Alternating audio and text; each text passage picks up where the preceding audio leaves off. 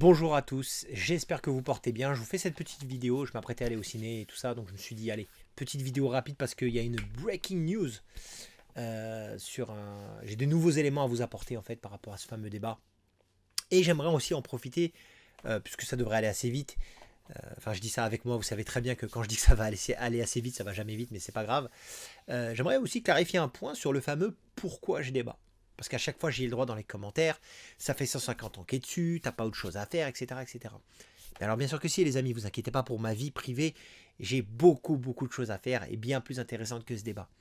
Mais il est vrai qu'il y a quoi, 8-9 ans déjà de ça, Débat Z qui avait initié, il faut lui rendre c'est tout à son honneur d'ailleurs, qui avait initié les comparaisons entre les forces debout, avait fait une vidéo, et c'est sur cette vidéo que j'avais réagi, hein, parce que ma mémoire me faisait défaut. Donc c'est Débat Z qui a initié, pas directement ce débat, mais les histoires d'échelle de puissance, et en tout cas j'ai été le premier pro Kit Buu, même si j'aime pas ce terme, à avoir dit que j'étais pas d'accord avec ça, et qu'il y avait un problème.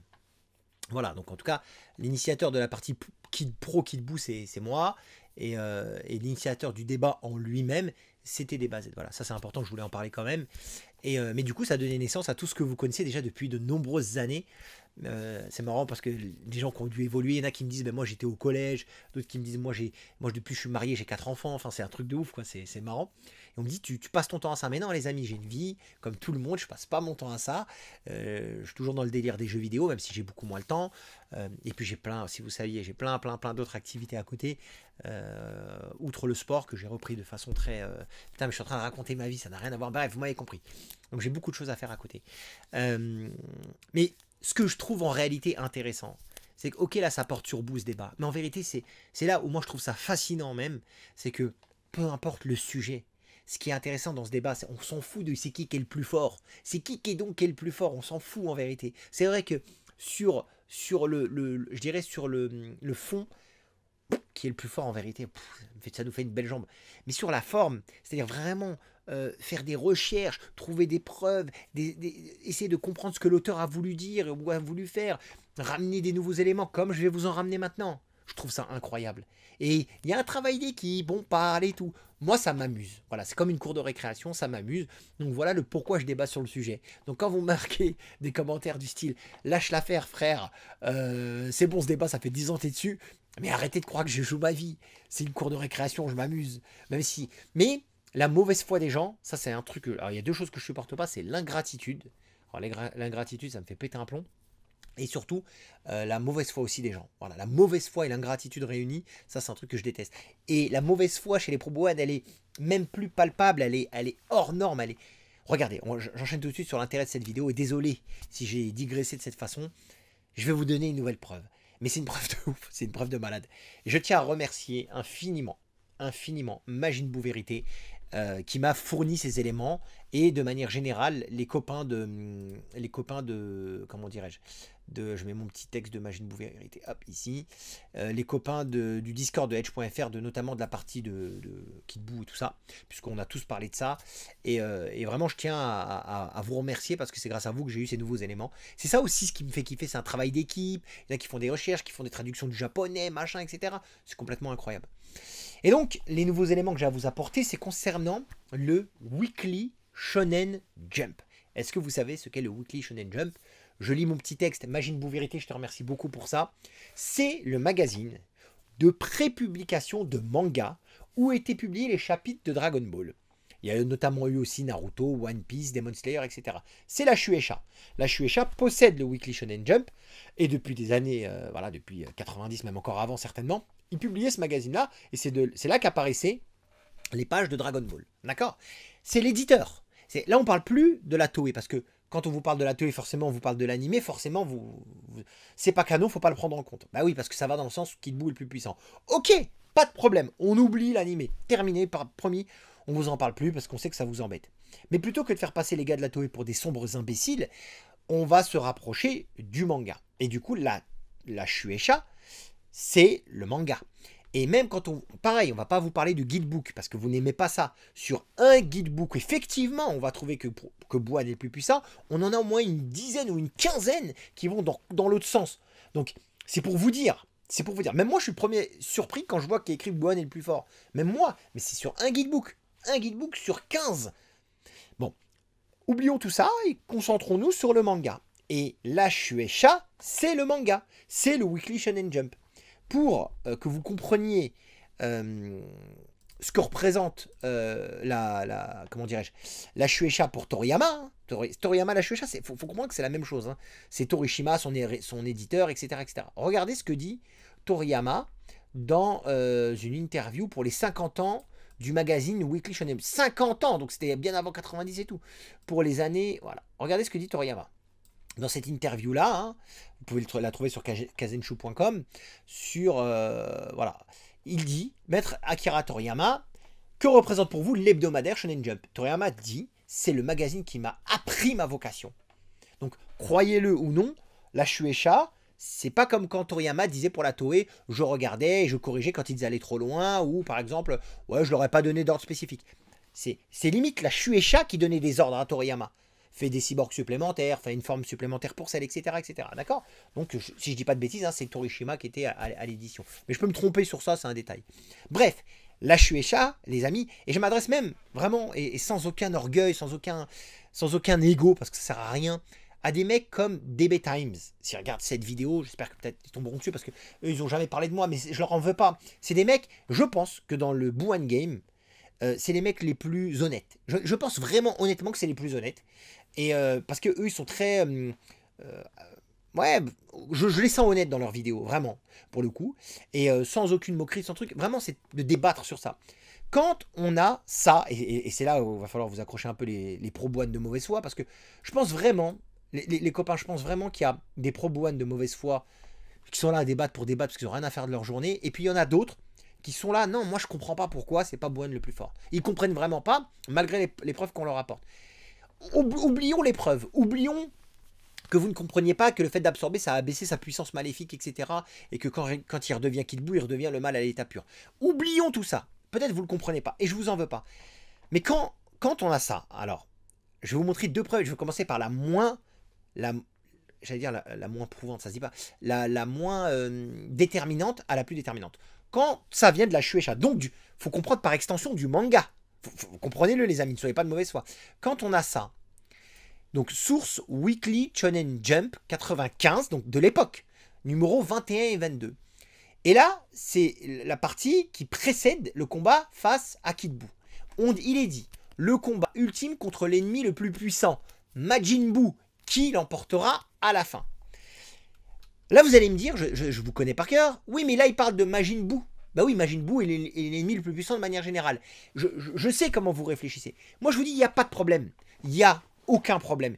Si vous voulez vous mentir et nous mentir en disant qu'il s'agit de Majin Buu de manière générale, pas de problème. Alors qu'en fait, ça concerne Kid Buu. Mais il n'y a pas de souci. Et là, je vous montre ça. Et là, c'est là que ça va être compliqué, les amis. Accrochez-vous. Et ceux qui sont sur le Discord savent déjà de quoi je vais parler. C'est ça.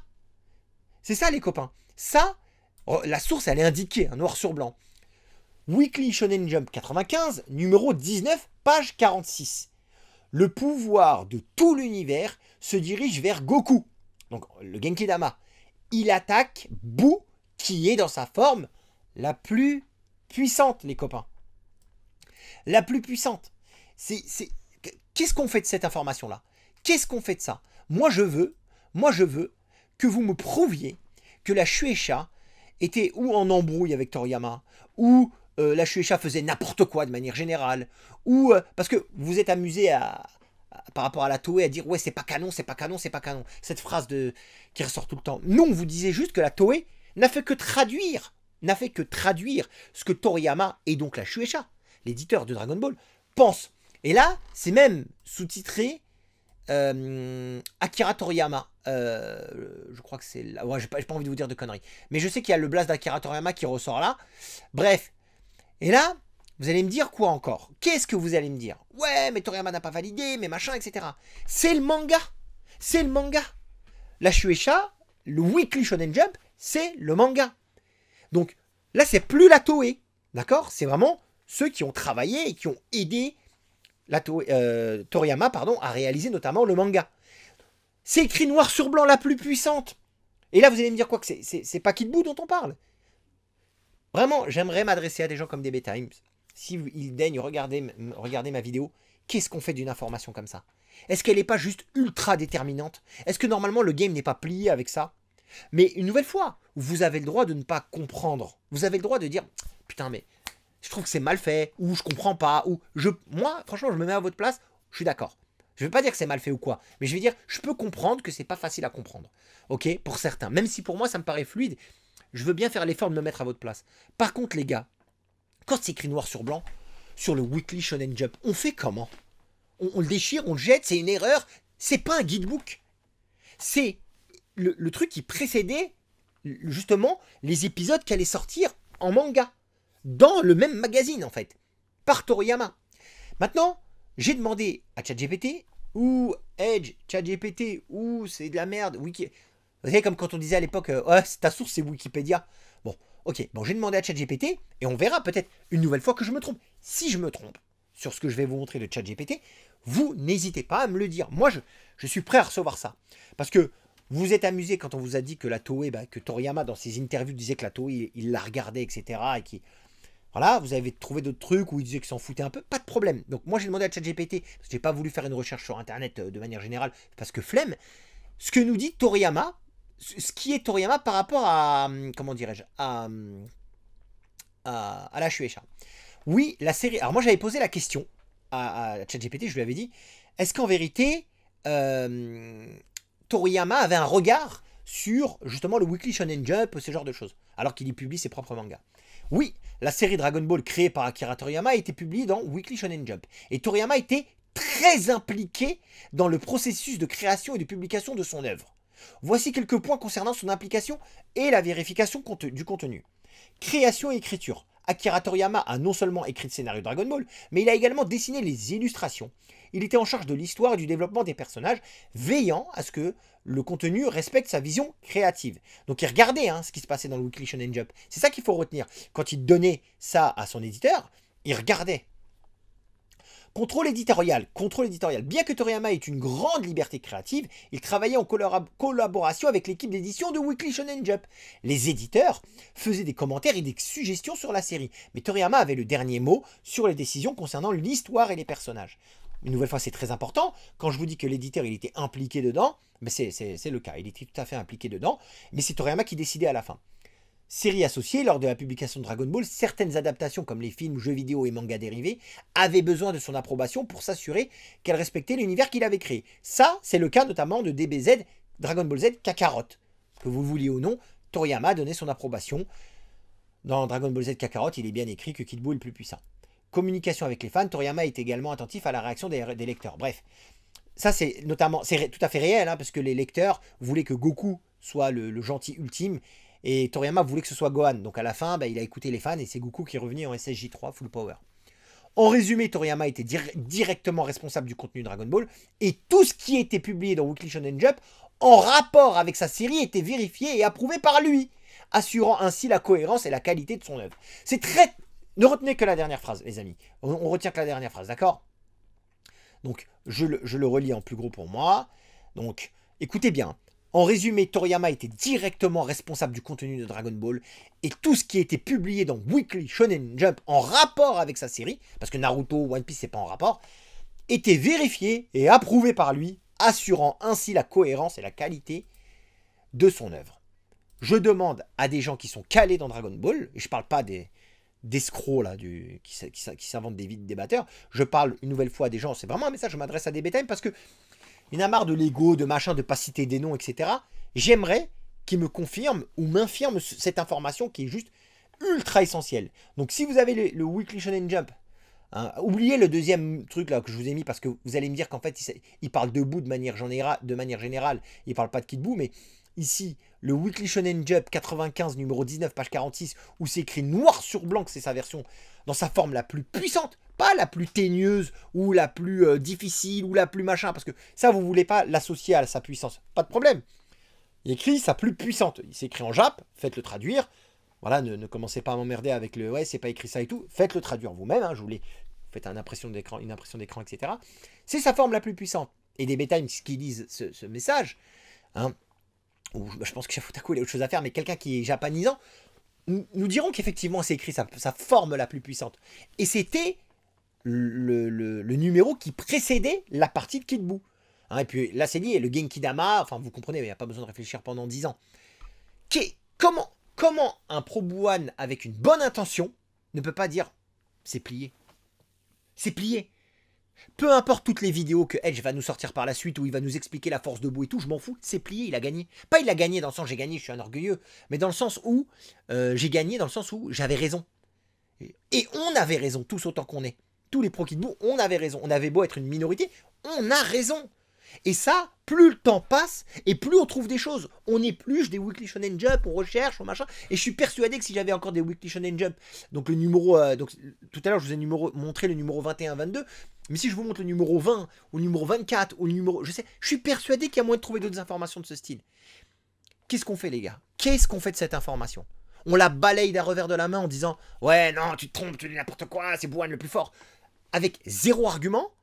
Ou alors vous pouvez tout simplement vous dire, vous, que ça vous plaît pas et que ça vous fout la rage et que, de manière générale, peut-être vous pouvez vous avez le droit de dire, c'est mal écrit, c'est mal... Ça, c'est un autre débat. Pas de souci. Mais pour l'auteur, le plus puissant, c'est Kid Buu. Comment on fait? Vous allez me dire quoi? Ah ouais, non, mais la Shueisha, c'est pas Toriyama. Vous étiez dans la tête de Toriyama. Déjà que vous dites que la Toei, c'est pas Toriyama. Maintenant, la Shueisha, c'est pas Toriyama. Alors que je viens de vous montrer que tout était vérifié par lui. Les amis, je vous souhaite une très bonne soirée. Moi, petit resto ciné, je vais me mettre bien comme on dit. Allez, à plus. Ciao.